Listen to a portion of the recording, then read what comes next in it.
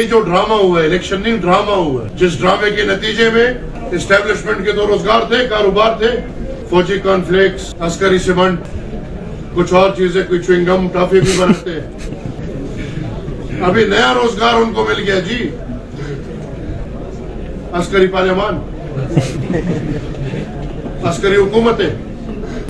اور آپ یقین کریں، اگر میں پختونخوا کی بات کروں، وہاں سے 115 جنرل ممبر الیکٹ ہوتے ہیں، آپ 115 کے ساتھ 8 کروڑ لگائیں، ضرب دیں، پختونخوا میں سے صرف ریاست والوں نے اتنا پیسہ اٹھایا ہے، صرف پختونخوا میں۔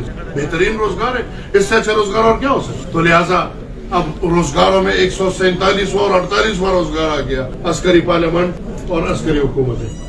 کا مثال نکلتا وہ تو ہے، بہت پرانا روزگار ہے، بہت بنیادی روزگار ہے۔ ملک ریاض اور ڈی ایچ اے کا مقابلہ بہت سخت چل رہا ہے۔ ہر مارشل لا ایڈمنسٹریٹر کے خلاف مکمل کارروائی ہونی چاہیے، لیکن اس کے ساتھ ساتھ یہ جو آئین کے ساتھ کھلواڑ ہو رہا ہے، یہ جو ڈرامائی انداز میں اداروں کے اندر بیٹھے ہوئے لوگ آئین کے ساتھ کھلواڑ کر رہے ہیں، ایک بندہ ہوگا عام چور ہوگا، یا کوئی گڑی چور ہوگا، یا کوئی توشہ خانہ کا چور ہوگا۔ بابا یہ اداروں والوں نے تو جو کیا ہے، یہ تو قومی چور ہے۔ پاکستان کے آئین نے جس کو ووٹ کا اختیار دیا ہے، جس کے پاس ووٹ کا اختیار ہے، اس پہ ڈاکہ ڈالا گیا ہے۔ یہ سب پورے قوم کے چور ہیں، کیونکہ یہاں پہ آئین کو سبوٹاج کرنے والا ہر ڈکٹیٹر جو ہے وہ آئین شکن ہے، اور جو آئین کہتا ہے، آئین توڑنے کے والے کے خلاف وہ کاروائی ہونی چاہیے۔ کہ جب یہ پاکستان آدھا رہ گیا تھا تو آدھے بچے پاکستان کو یکجا کرنے کے لیے تاریخ سے آنکھ نہیں ہلا جا سکتا۔ 73 کا آئین بنا تاکہ پاکستان ایک رہے، 73 کا آئین بنا تاکہ سب قومیتوں کو، سب قوموں کو ایک اتفاق پہ، ایک پاکستان کے ایک طریقے سسٹم پہ متفق ہو کے اس ملک کو ہم چلائیں۔ تو پیسوں کا مزہ اتنا آتا ہے ان کو۔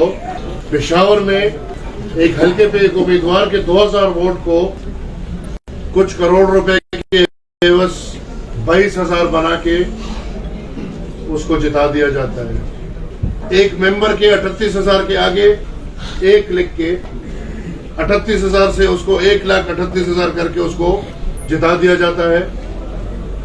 اور پھر پیسہ تو اتنا مزیدار چیز ہے کہ ان بے وقوفوں کو اتنا بھی نہیں پتا چلا۔ اور حیات آباد سے ایک افغان شہری جس کا شناختی کارڈ بلاک ہے، وہ آج پارلیمان میں ممبر ہے اور مسلم لیگ نون میں شامل ہو گیا ہے۔ میں یہ سمجھتا ہوں کہ پاکستان میں ایک آئین ہے، اور اس آئین کے تحت ہم سب پاکستانی ہیں، ہم سب زندگی گزار رہے ہیں، اور وہ آئین ہے جو ہمارے بیچ ایک بانڈ ہے۔ ادروائز میں واضح کر دوں، پاکستان ایک قوم نہیں ہے، بلکہ پاکستان مختلف قومیوں کا مجموعہ، ایک ملک۔ اس میں پختون ہے، اس میں بلوچ ہے، اس میں سندھی ہے، اس میں پنجابی ہے، اس میں سرائکی ہے، اس میں ہزارہ ہے، اس میں کشمیری ہے، اس میں گلگتی ہے، اس میں اور قومیتیں ہوں گی۔